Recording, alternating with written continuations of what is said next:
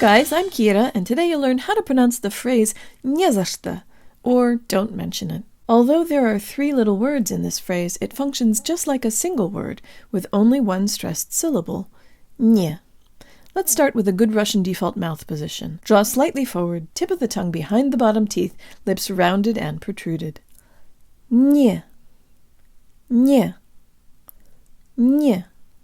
You can make the za and что syllables sound Russian by making them much shorter and by using schwa vowels for both the a and the o.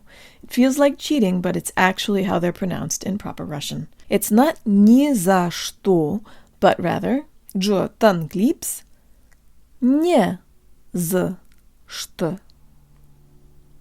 Не за что. Не за что. Не за что. Make sure the tip of your tongue is behind your bottom teeth for the t. Джо Танклипс. Не за что. Не за что. Не за что. Не за что.